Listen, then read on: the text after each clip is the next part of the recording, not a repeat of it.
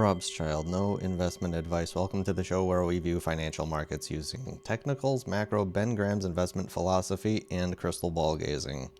Today is Saturday, October 19th. This is for Friday's show, October the 18th. Today's episode, we're going to start by going over the S&P 500 earnings per share 12 trailing month forward estimates.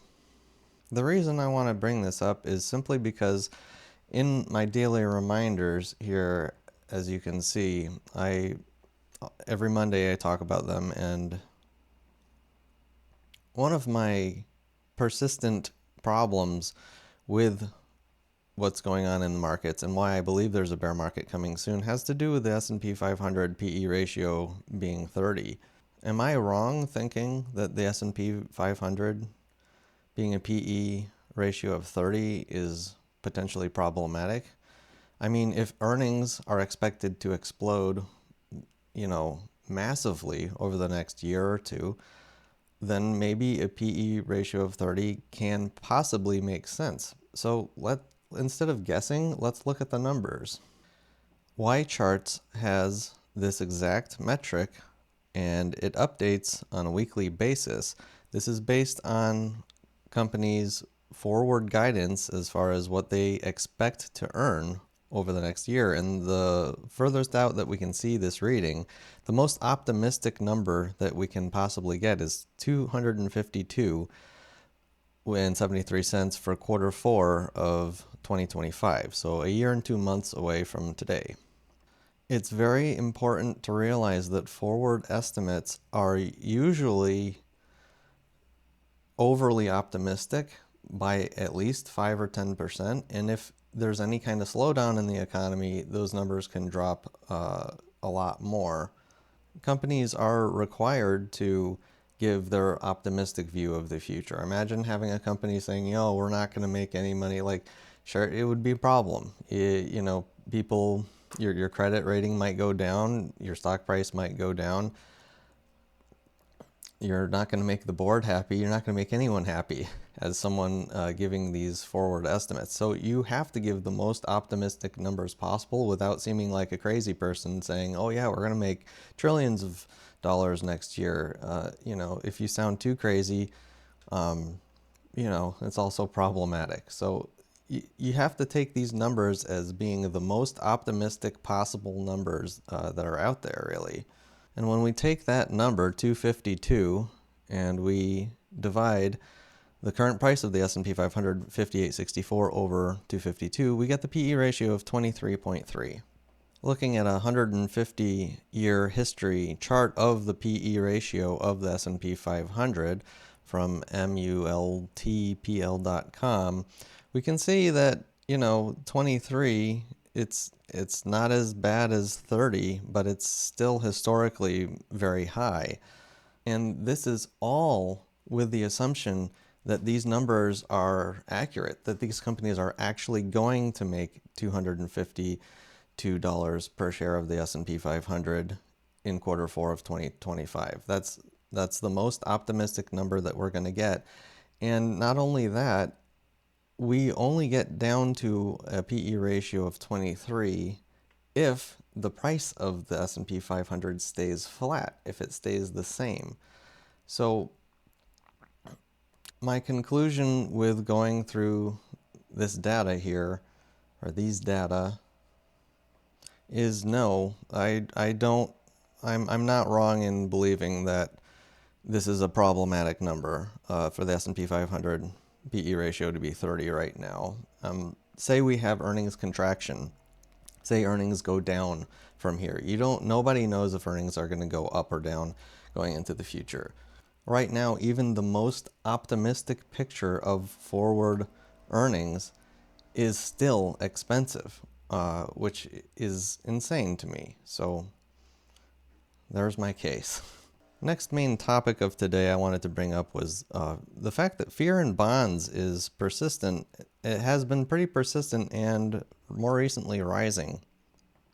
Now, besides half or more than half, or maybe 80 or 90% of people you listen to online today besides the fact that you have an enormous amount of people talking all the time about how treasury bonds are useless, basically, because uh, the money printer is going to keep blasting away, and rates are just going to go up, and inflation is going to continue to be a problem.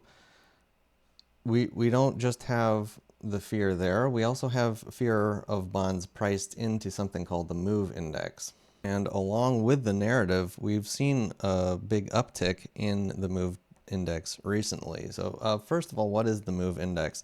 The MOVE index is basically the VIX of the bond market. And so the way it works is the regular VIX prices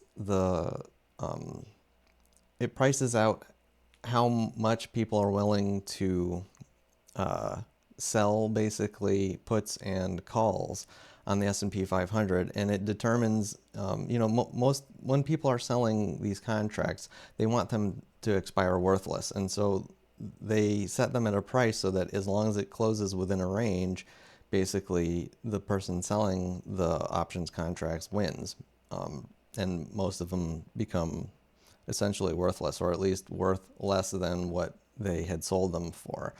So when the VIX itself is highly elevated, it means people are not willing to sell these contracts for lower prices. They're selling them for a higher price because they believe that there's a potential for the market to move more rapidly, further distance, that it can go way up or it can go way down.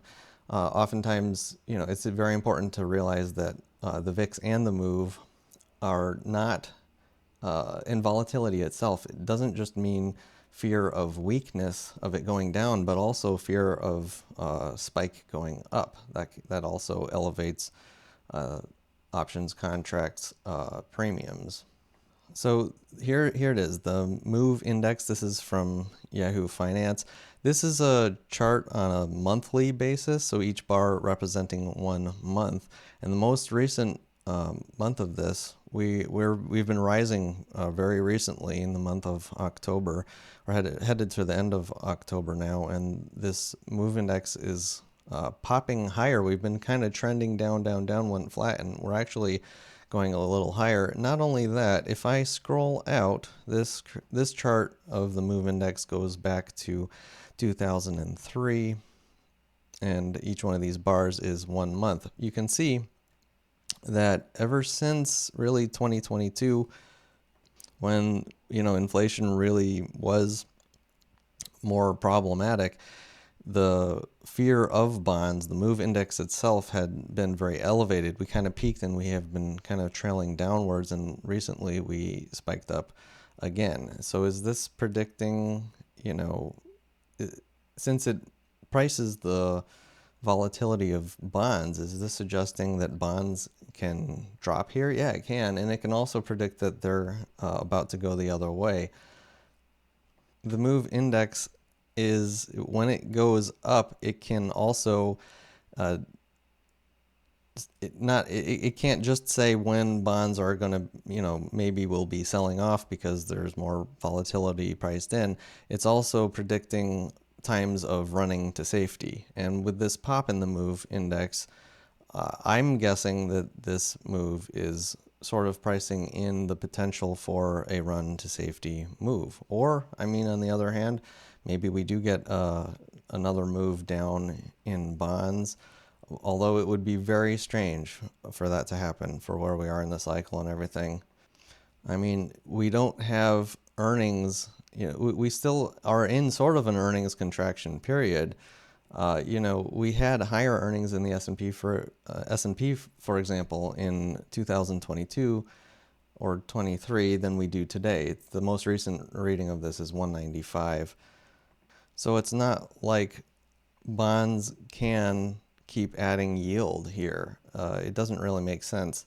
Now, very oddly, it's not that odd, because I think that bonds are about to get a bid here. I think that we're headed into much lower rates. And, one thing to add to the picture, again, is the high yield spread between high yield corporate bonds and U.S. Treasury bonds. We're at historic levels of tightness between credit spreads right now at 2.89. I just want to note, by the way, look at what happened in May of 2007 when this was at 2.46. This was right before the Great Recession.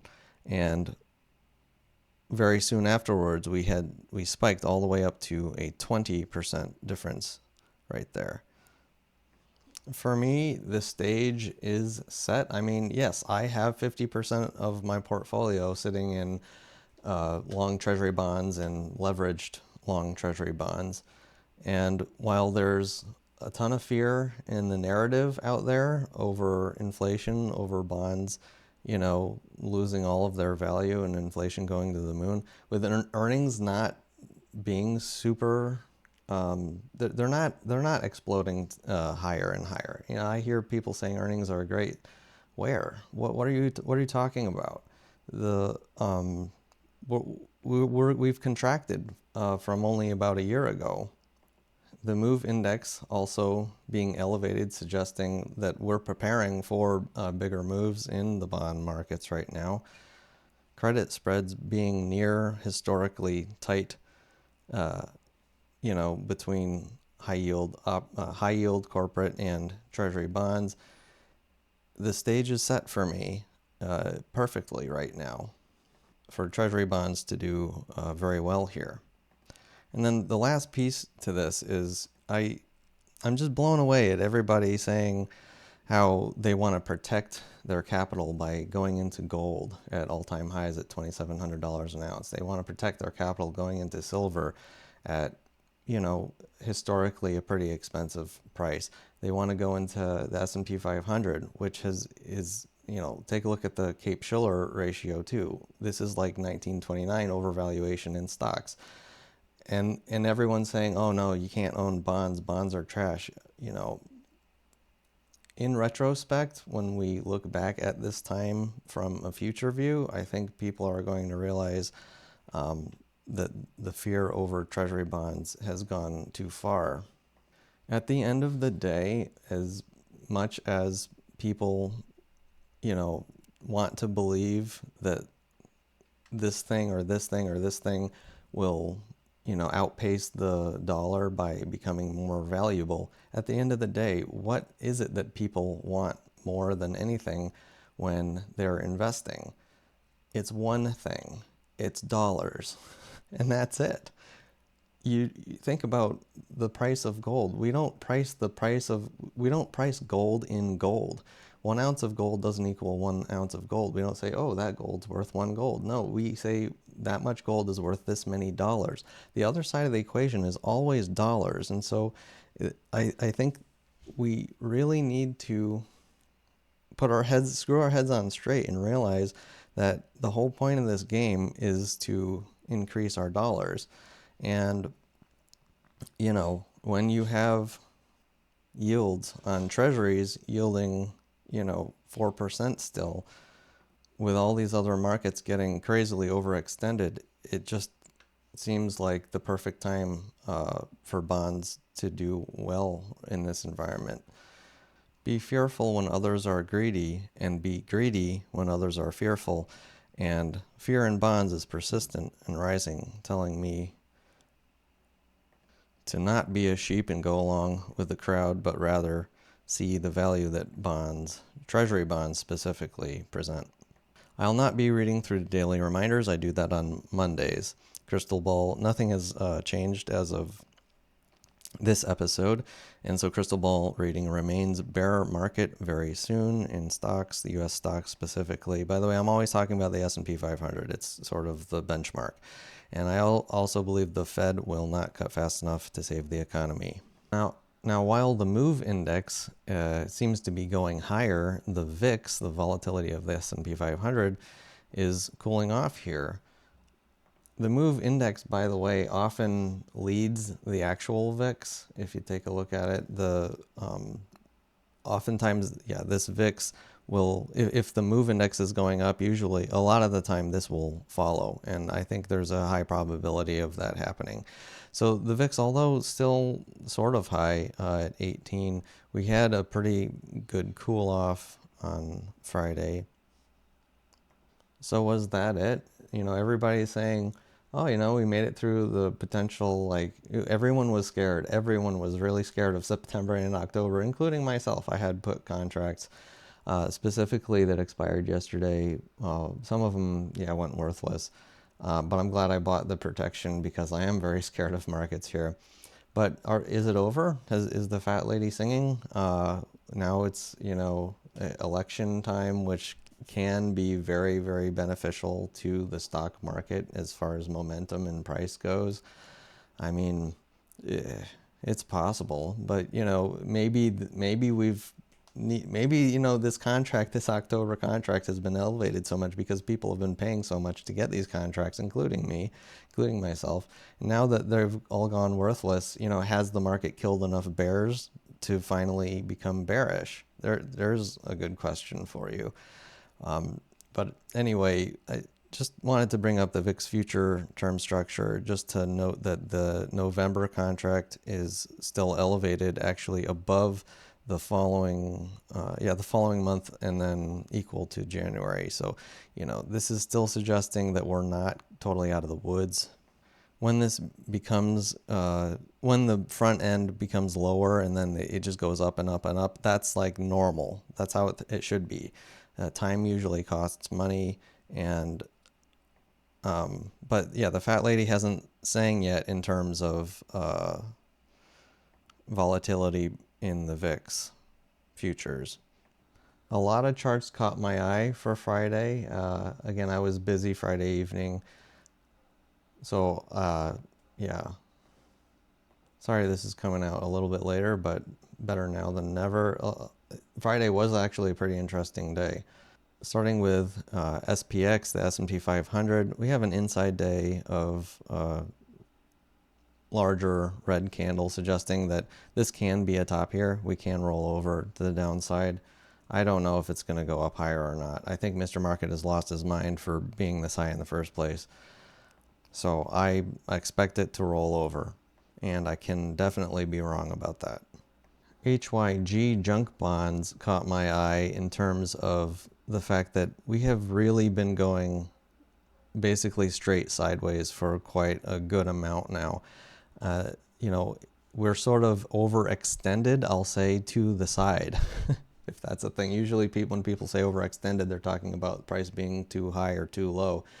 When we get overextended going sideways, you have the opposite. You have kind of a situation where we're just coiling up. It's getting tighter and tighter. Bollinger Bands, for example, when we're going sideways, will tighten and tighten and tighten. And then for an explosion, it's like winding up a spring when you see this kind of action. So I expect this to roll over to the downside. I still have puts, lots of puts on different dates on HYG. I think this is set to crack to the downside. As I've said before, if all yields rise, then this goes down anyway. And then if they don't, if yields go down, it means that people are expecting an economic slowdown, which will widen credit spreads, which means this goes down anyway. Heads, I win. Tails, you lose, market. At least that's what I think. I think it's funny. I just ran into another YouTube video talking about this. I don't remember who it was, but he has this website where he's selling this product that does the opposite of what I'm doing. He's selling what are called strangles, where he's selling a call and a put. And he says that he thinks that's a great place to be. So I'm on the absolute opposite end of where he is right now. I think I have good enough reasoning, but, again, remember, guys, I'm just a guy with a crystal ball.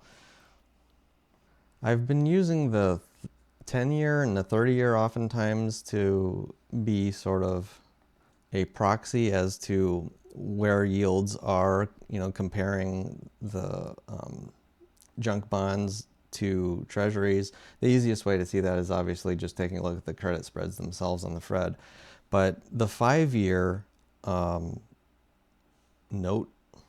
treasury note This is the most comparable to junk bonds, because those junk bond funds typically have, I think the duration on these things are somewhere between 4 and 7 years. And so the 5-year on this makes the most sense to take a look at. You know, notably, by the way, the 5-year, if you take a look at the Treasury yield curve, it's at the bottom. This already has the lowest yield on the entire curve, which even gives more weight to the idea that HYG is set to go down here in value. All the stars are aligned, from my perspective, for my current positioning to play out favorably. But again, I'm just a guy with a crystal ball. I digress. The point of bringing up this chart is only to show this is also sort of coiling sideways here, and how we had a recent run up in the yields, and yet HYG itself has been basically just going sideways, just adding to the picture of how credit spreads are really tightening so tight here. It's like a spring waiting to explode. Sorry if the order of the charts seems a little random. There's just a lot. There's a lot of charts I wanted to get through today. I'll try to get through them as quickly and efficiently as possible. The next one is DXY. I've been noting how the dollar index has been just showing every day since September 30th has been a green candle every single day, showing that the dollar index, the bulls in the dollar have just been incredibly strong. Oh, except for this little tiny doji red candle. You can see that one until Friday. So this is pretty notable. We had this is engulfing of the last day, suggesting that we might be consolidating here. I talked about on Thursday's show how it's either the dollar that's wrong or the S&P 500 that's wrong. Either the dollar needs to go down or the S&P 500 needs to go down. And based on just Friday's movement, the dollar had a little bit of a movement to the downside, while the S&P 500 remained flat or slightly up. Notably, the CNN Business Fear and Greed Index, we are back in extreme greed mode, pedal to the metal.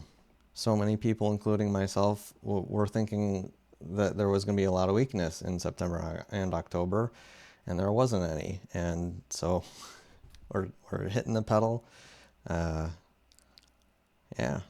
Not only are stocks showing a lot of greed here,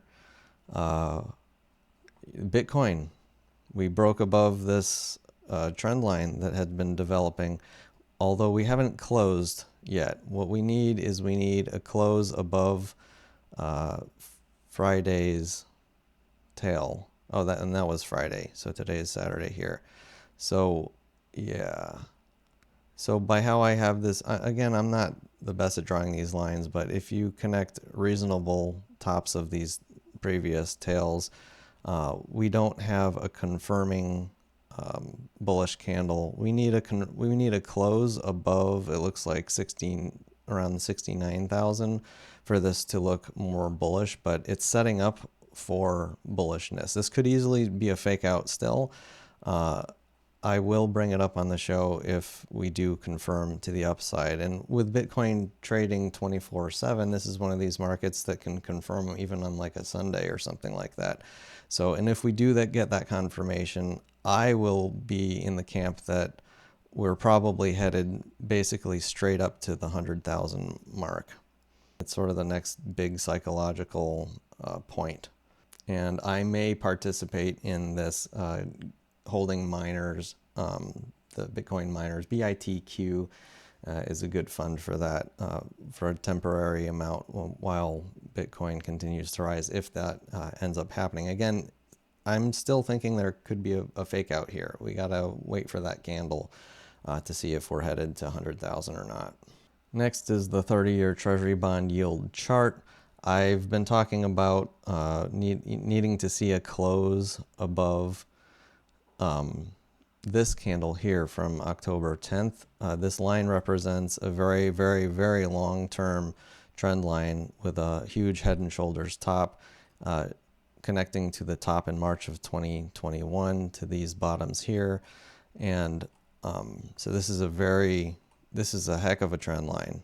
Amazing, amazing, amazing trend line, how we've maintained it for so long, broke through it, and now we're seeing if this is a fake out or a breakout. So far, it hasn't confirmed to the upside. So yields they can go up or down from here. I don't know. This is the point where trend line traders will say just sit on their hands until they get confirmation that we're headed back down, or if we close above the candle of the 10th. For the past few days, crude oil has been sort of going sideways. It looked like maybe we hit a little bit of a bottom, but we had a pretty good crack to the downside on Friday, showing further weakness in oil. This supports the idea that yields can go down. Yields and oil connect very strongly because it has a lot of the price of oil has a lot of power over inflation, and inflation controls yields. So so it's looking like it's going down. Gareth Soloway from Verified Investing, he said his target in 2025, he keeps repeating over and over again, is $50 a barrel. He thinks oil's headed down here. Pretty good trader. He's been reading charts like a crazy person for 25 years. If I believe any chartist, it would be him. And so weakness here, supporting treasury bond values. I wanted to bring up a chart that I haven't talked about in a long time, uranium. And I bring it up because we are now at all-time highs in the uranium fund, URA. This isn't the price of uranium, it's uranium companies. It's an ETF of the bigger companies. There's also URNJ, which is the juniors.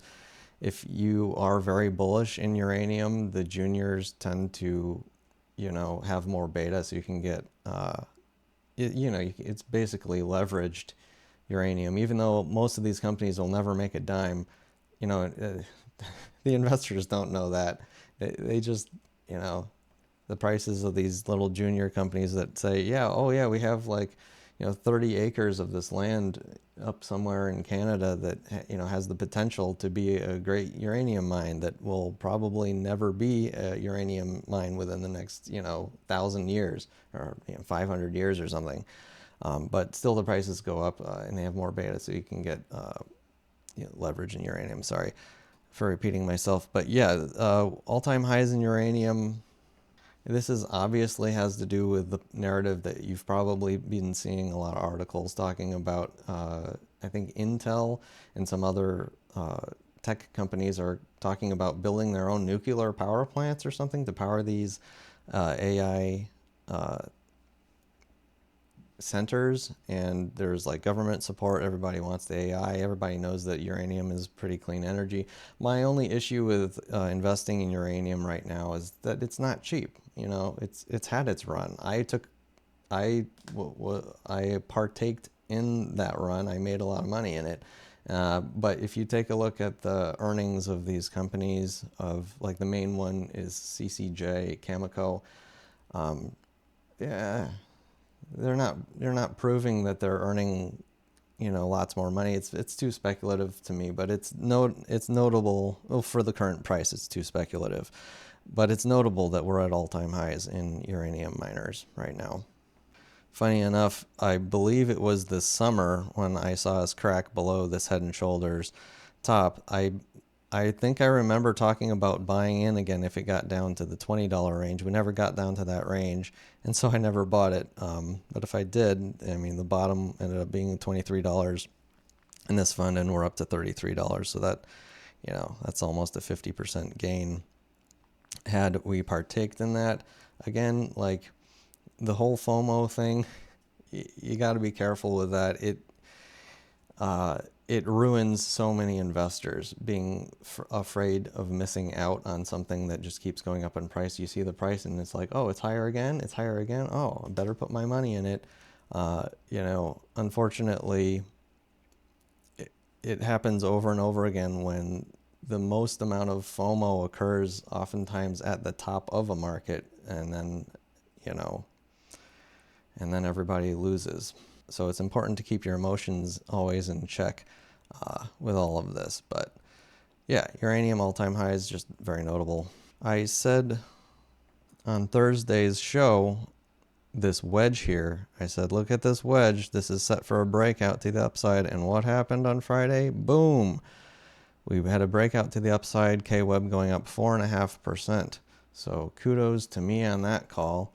You know, I'm already over 10% in this. I'm trying in my head to maintain like a 10% allocation, although I'm just sitting in it until it gets to what I consider to be still a cheap valuation of the $45 to $50 in K-Web. So I'm just sitting on it, waiting to see, just waiting for the value to make more sense to me before I sell it. Another very notable chart for Friday is silver. Huge breakout to the upside, going up 6.35%. So good for you, silver bugs. Those of you, at least, those of you that are selling right now, in my opinion, silver's not cheap to me, so I can't do it. I'm a value guy. I don't chase momentum higher. Chasing momentum, it's fine. It's a great strategy. It works most of the time, but until it doesn't. It's not very safe though. Far from it. So yeah, but very notable, silver getting to this price. I talked about SMH on Thursday with Taiwan Semiconductors coming out with great earnings and how we had gone up, but not all that much. We stayed within this formidable red engulfing candle here in the index, and we're just meandering around inside of it, suggesting that this really is not showing very much strength. At this point, it looks, with this huge candle here, I couldn't resist. I got some SOXS. It's a triple bear fund. I've made money in it. I made plenty of money in it before, and it looks really bearish to me. So I couldn't resist not partaking in getting in on the bear side of semiconductors. If this head and shoulders ends up playing out, this fund can easily lose 50% from where we are based on current valuations, the PE ratios. The price of these companies is very expensive right now. Last chart of the day, I wish I had brought this up closer to the 30-year bond yield. Sorry about the order being messed up. I just had so many charts to get through. Whatever. If we do the same pattern that I did for the 30-year bond, where we take the high in March and connect it to, these bottoms of this, again, head and shoulders looking thing, you can see that, although the 30-year is basically already at that line, the 10-year has quite a ways to go. Gareth Soloway on his show with Verified Investing, his target for this is around 4.3 or 4.4. I think he said 4.38, and that would make sense. Yeah, that's right where this line is actually. So he thinks that yields will climb to there, and that's like the spot to get in on TLT long duration treasury bonds. Again, this yield is less related than the 30-year. TLT itself has a duration, I believe, of 24 years, and 0Z is 26, something like that. It's between 20 and 30. So they're, the 10-year and these other ones, they don't follow each other exactly. So, but anyway, the bigger point is that, the 10-year is one of the more powerful ones with how much attention is paid to it because of the implications it has with business lending. And so from this perspective, maybe TLT has room to drop here until TNX gets to its target, and then, we finally get that leg lower in longer term treasury rates. And that's all from me and my crystal ball. Hope you enjoyed. Thank you for watching, and see you next time. Robschild.